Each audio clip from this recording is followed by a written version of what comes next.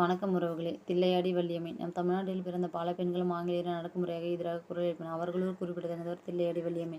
புதுச்சேரியில் பிறந்த நெசவு தொழில் பாதிப்பால் வள்ளியம்மை பெற்றோர்கள் தென்னாப்பிரிக்காவில் குடியேறினர். இவர் தாயார் பிறந்த ஊரான தில்லையாடியின் பெயரைக் கொண்டு தில்லையாடி வள்ளியம்மை என்று அழைக்கப்படுகிறார். தென்னாப்பிரிக்கா நாட்டின் திருமண பதிவு சட்டப்படியும் கிறிஸ்துவ மத சட்டப்படியும் பெறாத திருமணம் செல்லாது என்ற அந்நாட்டு சட்டத்திற்கு எதிராக காந்தியடிகள் தலைமையேற்று நடத்தினார்.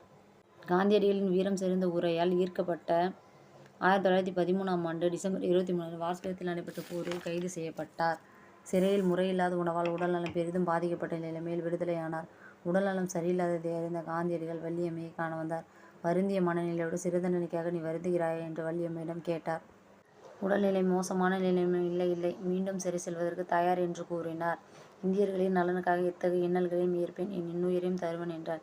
சிறை சூழலால் உடல் நலம் குன்றிய வள்ளியம்மை 1914 பிப்ரவரி 22 தனது 16வது வயதில் மரணமடைந்தார். காந்தியடிகள் தன்னுடைய சகோதரியின் மரணத்தை விடவும் வள்ளியம்மையின் மரணம் எனக்கு பேரிடியாக இருந்தது என்றார். காந்தியடிகள் தென்னாப்பிரிக்க சத்தியாகிரகம் என்னும் நூலில் தில்லையாடி வள்ளியம்மை பற்றி எழுதியுள்ளார். தென்னாப்பிரிக்க வரலாற்றில் வள்ளியம்மையின் புகழ் என்றும் நிலைத்திருக்கும் என்று கூறியுள்ளார். நன்றி உறவுகளே.